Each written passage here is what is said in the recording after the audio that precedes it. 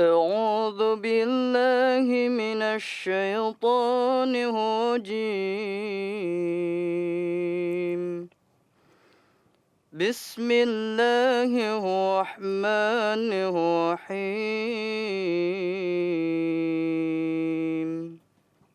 Pemirsa MTA dimanapun Anda berada, selamat datang dalam program Ramadan Mubarak.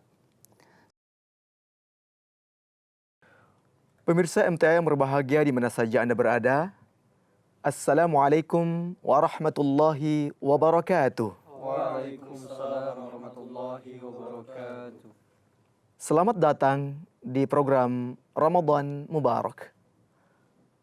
Program ini kami sajikan di hadapan pemirsa selama bulan Ramadan dalam rangka mengkaji atau membedah surat-surat pilihan dari Al-Quranul Karim. Saya Ridwan Buton ditemani oleh para mahasiswa Jamiah Ahmadiyah Indonesia akan menemani pemirsa pada kesempatan ini dalam program ini. Pertama-tama sebelum kita memulai kajian kita di kesempatan ini, terlebih dahulu akan kita dengarkan lantunan ayat-ayat suci Al-Quranul Karim dari surah Al-A'la yang akan dilantunkan oleh saudara kita mahasiswa Jamiah atas nama Syah Alam Lubis. Kepada beliau kita persilahkan. A'udzu billahi minasy syaithanir rajim. Bismillahirrahmanirrahim. Sabbih isma rabbikal a'la alladzi khalaqa fasawwa والذي قدر فهدى والذي أخرج المرعى فجعله غثاء أحوى سنقرئك فلا تنسى إلا ما شاء الله إنه يعلم الجهر وما يخفى ونيسرك لليسرى فذكر إن نفعت الذكرى سيذكر من يخشى ويتجنبها الأشقى الذي يصلى النار الكبرى ثم لا يموت فيها ولا يحيا قد أفلح من تزكى وذكر اسم ربه فصلى بل تؤثرون الحياة الدنيا والآخرة خير وأبقى إن هذا لفي الصحف الأولى صحف إبراهيم وموسى. Artinya, aku berlindung pada Allah dari godaan syaitan yang terkutuk. Aku baca dengan nama Allah, Maha Pemurah, Maha Penyayang. Sucikanlah nama Tuhan engkau yang maha tinggi, yang telah menciptakan dan menyempurnakan, dan yang menetapkan kadar serta memberi petunjuk, dan yang menumbuhkan rerumputan, lalu menjadikannya sampah kering kehitam-hitaman. Kami akan mengajari engkau Al-Quran, maka engkau tidak akan melupakannya, kecuali apa yang dikehendaki Allah. Sesungguhnya Dia mengetahui yang nampak dan yang tersembunyi. Dan kami akan memudahkan engkau untuk mencapai kemudahan. Maka berilah nasihat, sesungguhnya nasihat itu bermanfaat. Tentu orang yang takut kepada Tuhan akan mengambil pelajaran, tetapi orang yang malang akan menjauhinya, yang akan memasuki api yang besar. Kemudian ia tidak akan mati di dalamnya dan tidak pula hidup. Sungguh beruntunglah orang yang mensucikan diri dan mengingat nama Tuhannya, kemudian mendirikan sholat. Tetapi kamu mendahulukan kehidupan dunia, padahal akhirat itu lebih baik dan lebih kekal. Sungguhnya inilah yang diajarkan dalam kitab-kitab terdahulu, kitab-kitab Ibrahim dan Musa. Pemirsa, kita ucapkan jazakumullah ahsan jaza kepada saudara Syah Alam Lubis yang sudah melantunkan ayat suci Al-Quranul Karim dari surah Al-A'la beserta terjemahannya. Semoga terjemahannya bisa dipahami oleh kita semuanya. Dan pada kesempatan ini saya akan menerangkan beberapa ayat dari surah Al-A'la ini. Pemirsa, bagi yang memiliki terjemahan, silahkan dilihat pada ayat yang ke-9 ya. Pada ayat yang ke-9 Allah Ta'ala berfirman. Untuk pemirsa, saya ingatkan bahwa di sini kita menghitung Bismillahirrahmanirrahim sebagai ayat yang pertama. Oleh karenanya, untuk Al-Quran yang tidak menghitung ayat Bismillah sebagai ayat pertama, silakan lihat pada ayat yang ke-8. Jadi, kalau yang menghitung dengan Bismillah ayat ke-9, tapi kalau Bismillah tidak dihitung, itu ayat yang ke-8. Baik pemirsa, di sana tertulis, A'udzubillahi minasyaitonirrajim, wa nuyassiruka lil yusra. Wa nuyassiruka lil yusra. Allah Ta'ala berfirman, dan kami akan memudahkan engkau untuk mencapai kemudahan. Nih, Allah Ta'ala menjelaskan bahwa hai Muhammad, kami memberikan kemudahan kepada engkau. Artinya Al-Quran itu mudah untuk pertama untuk dihafal. Jadi Allah Ta'ala sebetulnya telah memberikan Al-Quran untuk mudah dihafal. Oleh karenanya Rasulullah SAW ketika menerima wahyu Al-Quran, beliau mudah menghafalnya. Dan tidak hanya itu, sebagai bukti bahwa Al-Quran ini mudah dihafal, umat Islam yang ingin menghafal Al-Quranul Karim, silahkan menghafal dengan niat yang tulus, yang suci, maka insya Allah akan menjadi hafizul Quranul Karim. Oleh karenanya, kitab Al-Quranul Karim ini terjaga lantaran apa? Banyak hufaz, para penghafal Al-Quranul Karim. Jadi kalau Al-Quran dihafal, insya Allah mudah. Janji Allah Ta'ala dalam surah Al-Hijr katakan, Inna nahnu nazzalna dzikra wa inna lahu lahafizun. Sesungguhnya kami yang menurunkan az-zikir Al-Quran ini, dan sesungguhnya kami yang menjaganya. Jadi hafil itu hafidha yahfadhu, ya. Hufaz yang menjaga, yang memberikan hafalan, itu Allah Ta'ala. Manakala orang ingin mengingat Al-Quranul Karim dengan menghafalnya, maka Allah berikan kemudahan. Itu yang pertama. Makna yang kedua adalah Allah Ta'ala telah memberikan kemudahan untuk hikmah-hikmah ya terhadap hukum-hukum Al-Quran. Di dalam Al-Quran ini ada hukum-hukum bukan yang tidak kaku, banyak yang mengandung hikmah. Ya, misalkan saja begini, ada perintah tentang sholat. Pemirsa, orang tidak tahu untuk apa kita melaksanakan sholat. 5 waktu, ya 17 rakaat sehari semalam. Hikmahnya apa? Ternyata Rasulullah Sallallahu Alaihi Wasallam dan sebuah hadis bertanya, coba pendapat Anda seperti apa? Bayangkan ada seseorang yang 5 kali mandi di sungai. Kira-kira orang tersebut kotor atau tidak? Bagaimana? Tidak. Kita biasanya mandi 3 kali ya. Atau 2 kali dalam sehari. Kadang-kadang kalau cuaca tertentu mungkin 1 kali. Tetapi ini 5 kali, bayangkan kira-kira kotor atau tidak? Tidak, pasti sangat-sangat bersih. Jadi ternyata sebagaimana tubuh kita, jasmani kita ini membutuhkan kebersihan, demikian pula kerohanian kita membutuhkan kebersihan. Nah, hukum Al-Quranul Karim itu dibuat apa? Hikmah yang luar biasa. Sehingga apa? Ketika orang mengerti hikmah ini, orang itu dengan sendirinya akan mudah untuk mengamalkannya. Kemudian pemirsa yang ketiga, jadi hukum-hukum Al-Quranul Karim itu mudah, sebabnya adalah karena sesuai dengan fitrah manusia. Misalkan sholat, manakala kita melaksanakan sholat tadi, dalam kondisi ngantuk, kita dilarang. Ya, Allah Ta'ala berfirman, "Wala taqrabus salata wa antum sukara."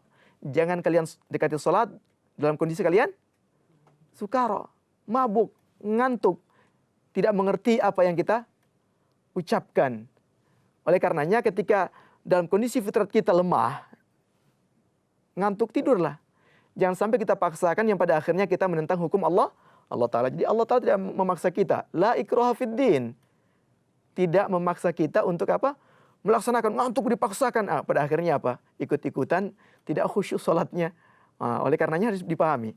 Ini 3 hal penting hikmah dari mengapa Allah Ta'ala memberikan kemudahan kepada kita. Pemirsa yang berbahagia, selanjutnya kita lihat pada ayat yang ke-10. Fadzakir in nafa'atiz dzikra. Maka berilah nasihat, sesungguhnya nasihat itu bermanfaat. Ayat sebelumnya diceritakan tentang kemudahan, kemudian diceritakan tentang nasihat. Di sini Allah Ta'ala memberikan pernyataan sesungguhnya nasihat itu bermanfaat. Dzikra itu bermanfaat. Di sini kita disuruh untuk menyampaikan nasihat. Tetapi ingat bahwa Allah Ta'ala mengingatkan, ya ayyuhalladzina amanu lima taquluna ma la taf'alun. Hai orang-orang beriman, mengapa kamu mengatakan apa yang tidak kamu kerjakan? Kabura maqtan indallahi an taqulu ma la taf'alun. Amat besar kemurkaan di sisi Allah disebabkan kalian mengatakan apa yang tidak kalian kerjakan. Oleh karenanya, manakala kalian ingin memberikan nasihat, maksud ayat ini adalah, maka kalian betul-betul memahami, sudah menjalankan hal yang akan kalian nasihatkan itu, ya, karena akan memberikan manfaat. Sebab apa? Manakala kita sebagai manusia tidak mampu untuk menerangkannya atau mengamalkannya, bagaimana mungkin kita bisa menerangkan kepada orang? Tidak mungkin. Kita bicara, misalkan kalau kita nonton bola, maka kita akan senang. Contohnya seperti itu. Itu pernyataan. Tetapi bagi orang yang sudah melaksanakannya, atau kita mengatakan begini, kalau orang yang melaksanakan sholat itu kita akan mendapatkan kesegaran iman. Bagi mereka yang sudah melaksanakannya.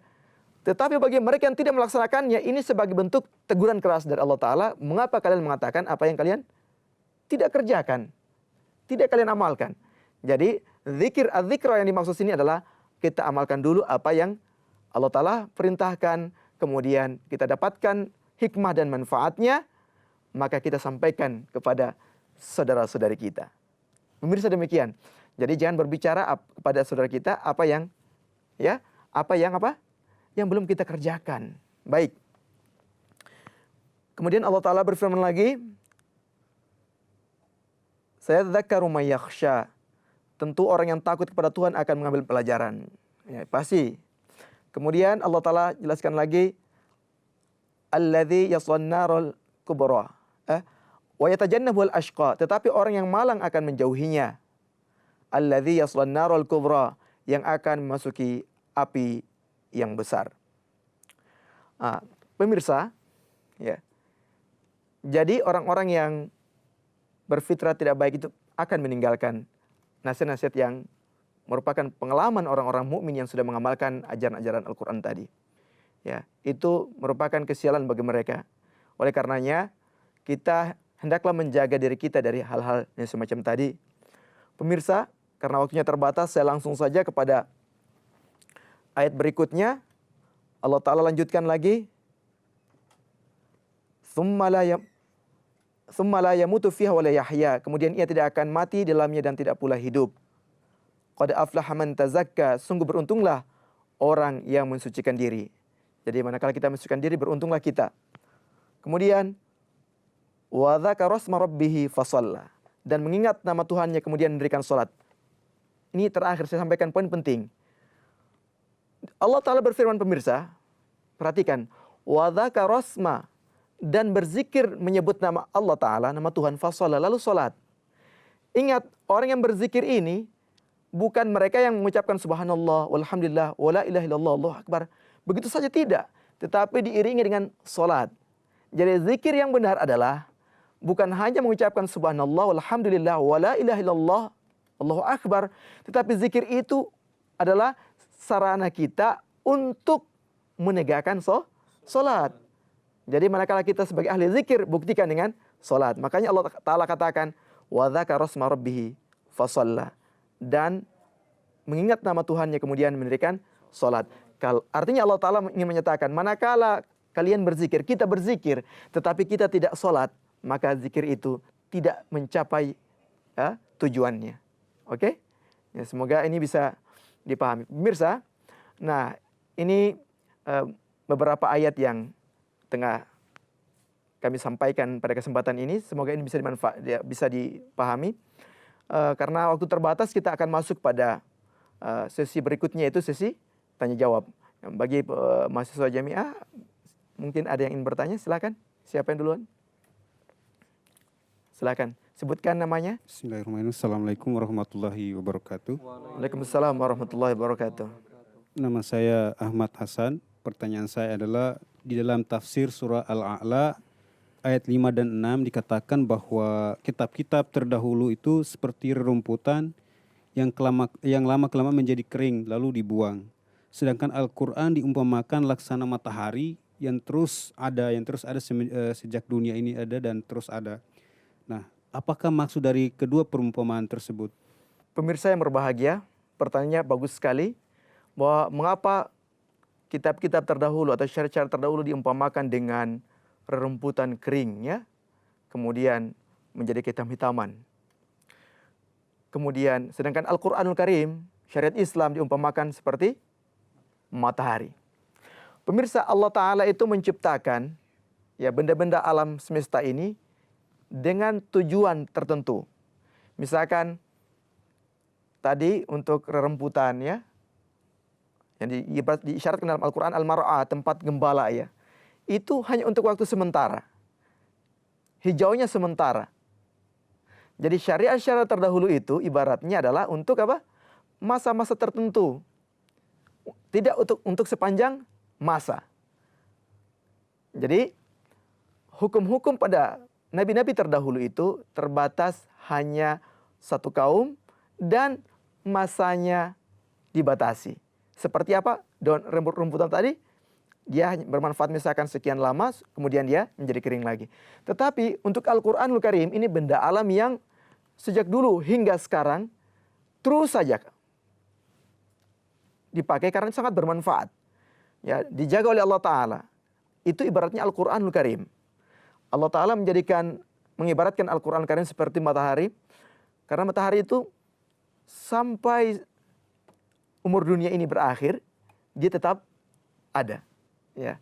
Oleh karenanya Allah mengisyaratkan kitab-kitab terdahulu dengan rerumputan kering, sedangkan untuk Al-Quranul Karim diibaratkan seperti matahari. Karena ini benda alam yang lama.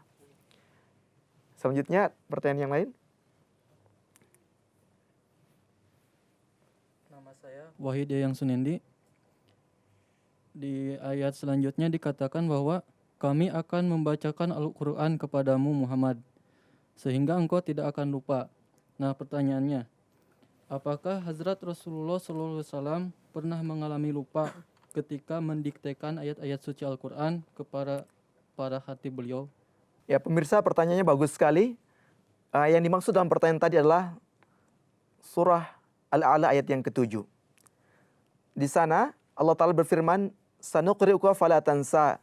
Kami akan mengajar engkau, wahai Muhammad, ya, ajar engkau Al-Quran, maka engkau tidak akan melupakannya. Illa masya Allah, kecuali apa yang Allah kehendaki. Nah, di sini sebagian orang keliru bahwa Rasulullah pernah melupakan ayat Al-Quranul Karim. Tidak. Ayat ini menegaskan justru sanuqri'uka fala tansa itu adalah, hai Muhammad, kami akan mengajar engkau Al-Quran, kamu tidak akan lupa. Jadi Rasulullah SAW selama beliau mendiktekan, ya, kepada katib beliau, penulis-penulis wahyu, itu beliau tidak pernah lupa sama sekali untuk hal itu. Adapun kalimat illa masya Allah, kecuali apa yang dikehendaki Allah Ta'ala, itu hal-hal yang sehari-hari, kebiasaan sehari-hari. Misalkan begini, Allah Ta'ala memiliki hikmah untuk mengajari orang bagaimana caranya kalau imam salah, apa yang harus diucapkan? Subhanallah. Nah, tentu yang menjadi imam salat adalah Rasulullah Sallallahu Alaihi Wasallam. Jadi, ketika Rasulullah SAW keliru dalam membaca membaca Al-Qur'an Karim, maka beliau harus mengajarkan kepada mereka kalau ada yang imam keliru maka ucapkan subhanallah. Jadi itu hikmah, illa masya Allah. Bukan berarti Rasulullah lupa. Ya, Rasulullah tidak melupakan itu. Oke? Baik, ada pertanyaan yang lain? Silakan.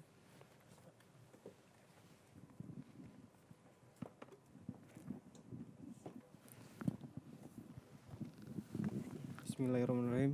Nama saya Zafrullah dari yang ketiga. Berkenaan dengan kata yaksha di ayat 11. Jika seseorang merasakan takut pada sesuatu, maka ia akan menjauhinya. Lalu bagaimanakah jika kita merasa takut kepada Tuhan, apakah kita akan menjauhinya juga? Itu, Pak. Oke. Pemirsa, pertanyaannya bagus sekali. Biasanya orang itu takut kepada sesuatu, orang akan menjauhinya. Ini apakah cara takut kepada Allah Ta'ala itu kita menjauhinya juga? Nah, pemirsa yang berbahagia, kata takut di sini yang dimaksud adalah takut kehilangan Allah Ta'ala. Perlu diperhatikan bahwa Allah Ta'ala itu Ar-Rahman, Ar-Rahim, Maha Pengasih, Maha Penyayang. Inna Allah jamil, sesungguhnya Allah itu indah. Jadi kita itu suka kepada yang indah-indah kan? Pemirsa, kita semua senang kepada yang indah. Bunga indah. Kira-kira kita takut rusak? Takut, jangan sampai rusak. Yang dimaksud adalah jangan sampai kita kehilangan yang indah. Jadi kita akan menjaganya.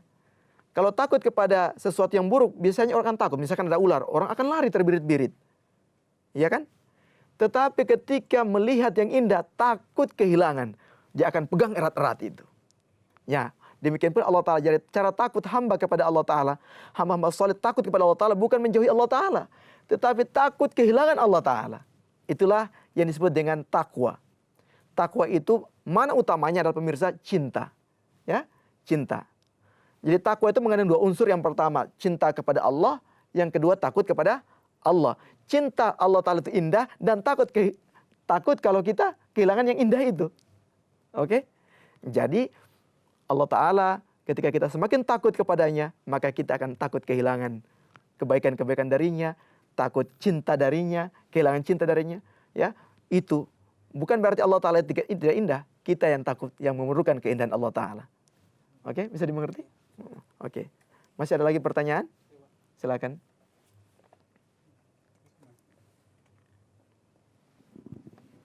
Nama saya Mubarak Muslihuddin. Pertanyaan saya, Allah Ta'ala berfirman dalam ayat ke-14, Summa la yamutu fiha wa la yahya. Selanjutnya, dia di sana tidak mati dan tidak pula hidup.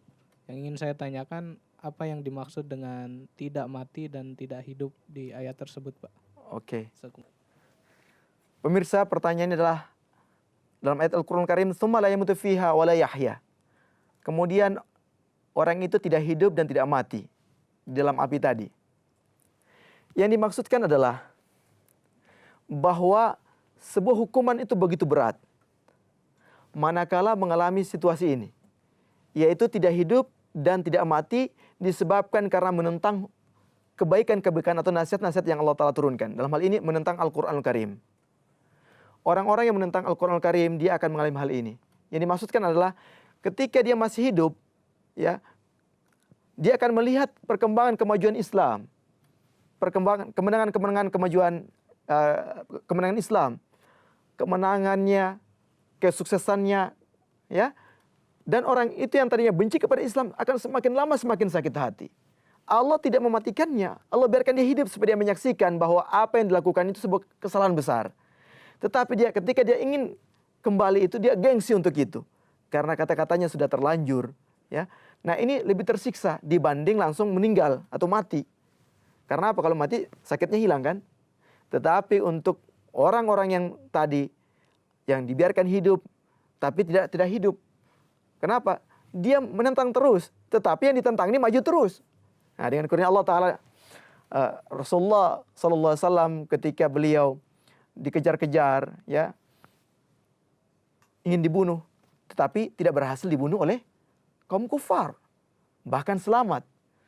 Ketika beliau diserang ya di Madinah, dikepung, beliau tidak kalah, selalu menang.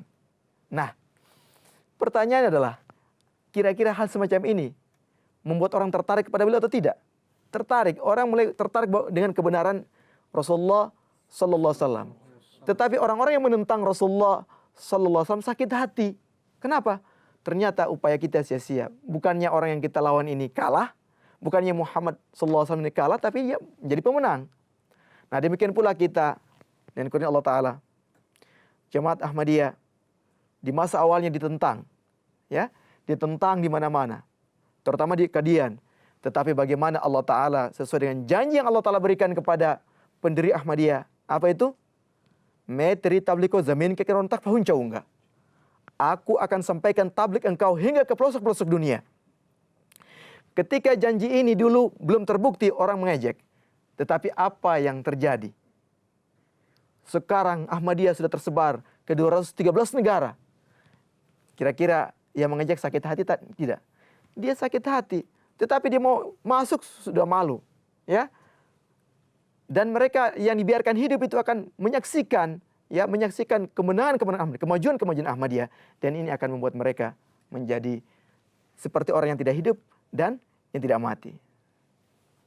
Pemirsa, demikianlah sesi tanya jawab, ya. Indah sekali pertanyaan-pertanyaannya dan menarik sekali kajian ini. Tetapi sayang ya, waktunya terbatas. Kita harus berpisah. Insya Allah kita akan berjumpa pada kesempatan-kesempatan yang lain. Ya, mohon maaf atas segala kekurangan. Kami ucapkan jazakumullah atas perhatian pemirsa dan juga adik-adik jamiah di studio ini. Semoga apa yang kita bicarakan pada kesempatan hari ini bermanfaat untuk kita semuanya. Wa akhiru da'wana alhamdulillahi rabbil alamin. Wassalamualaikum warahmatullahi wabarakatuh.